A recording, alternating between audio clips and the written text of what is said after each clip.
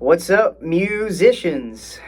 For my lesson mates today, I've got a few right hand finger picking exercises that I really have found to be useful, meaning that they show up in like everything all the time. Um, so, what we'll do is we'll do four of them. They could be manipulated many more ways than four, but here they are. I'll just maybe play them all. Exercise 1.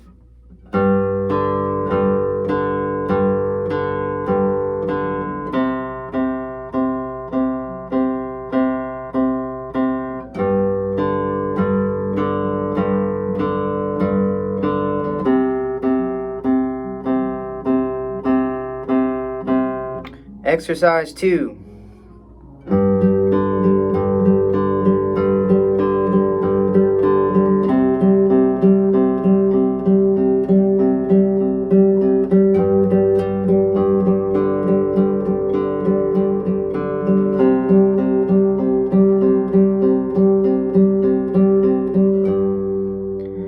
Exercise 3.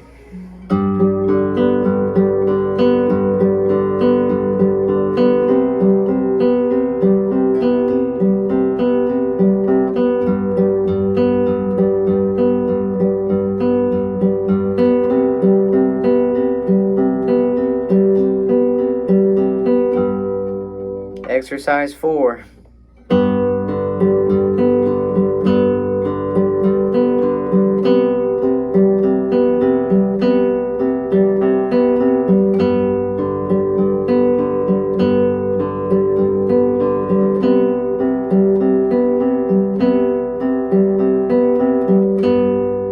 Alright, so that was just a few things you can do in this kind of alternating between the thumb and the pointer, or the thumb, pointer, and middle. It's really just an alternation between the thumb and the pointer, like this.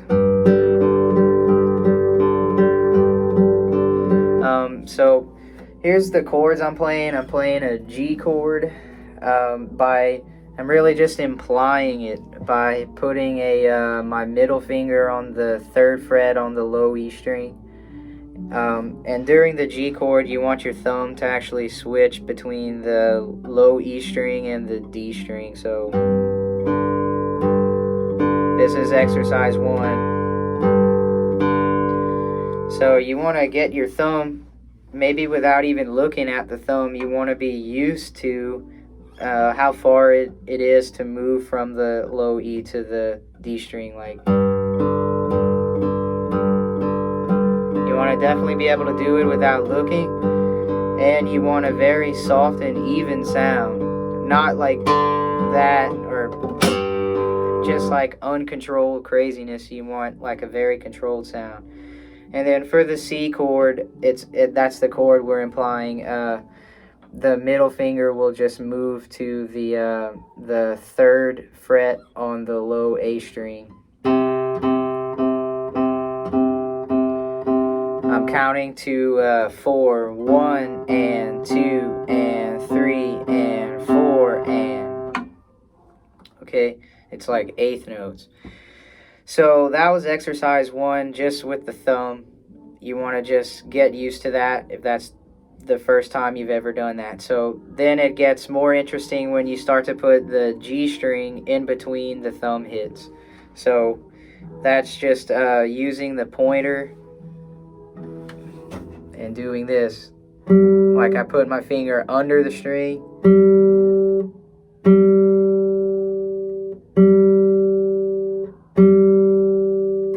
Whenever I pluck a note, I don't keep the finger in my hand. It's more of like release after you play, like a release or a rebound or something. So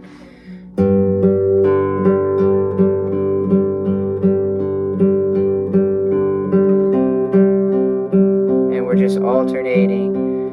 The pointer is just always going to play the G string for this exercise. This is exercise 2.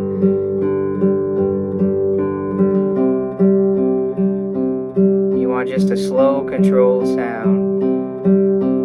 1 and 2 and 3 and 4 and 1 and 2 and 3 and 4 and 1 and 2 and 3 and 4 and 1 and 2 and 3 and 4 and...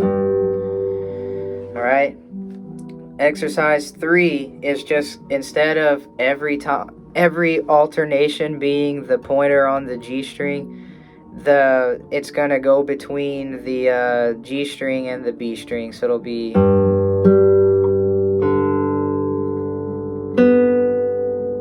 so thumb on the low E, pointer on the G string, and then thumb on the low D, and middle finger on the B string.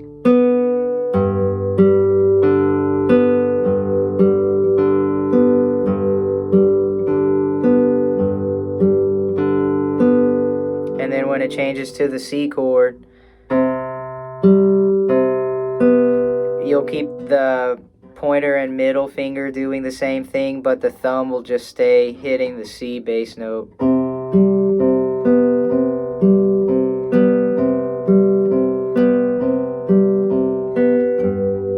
Alright? And the last exercise is the first one of the first finger picking exercises I ever learned. My teacher called it a Travis picking exercise. So I think all of this really is kind of like that, Travis picking, but it's it's just showing you that it isn't always an alternation of the thumb and the pointer. It's more of like keeping the thumb doing this at the same time as a melody, and a melody can fall anywhere.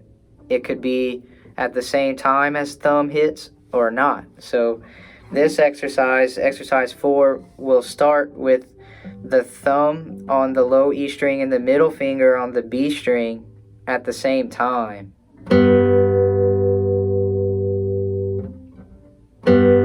That might be kind of weird. But then you continue on through the pattern. So it would be these two at the same time, and then thumb on the D string, pointer on G, thumb on the low G, or like the G bass note, but the low E string, and then middle on the B string, and then thumb on the D string, and pointer plays the G string to end the pattern. So the whole pattern.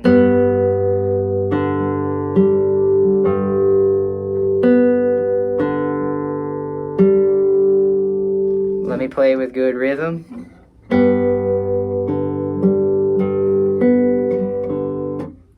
Try it again.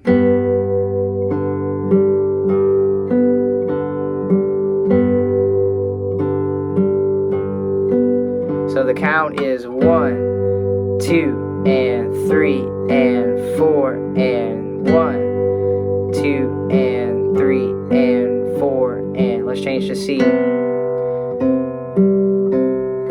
Just keep the thumb on the C.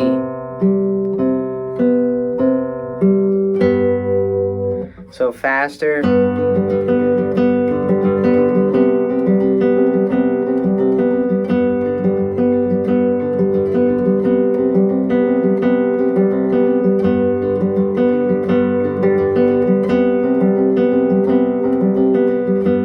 It's a nice little groovy exercise. So there we go. That's 4 different exercises, just a quick guitar lesson for Lessonmate. So thank you, musicians. Hope you have a great week, and I'll see you next time.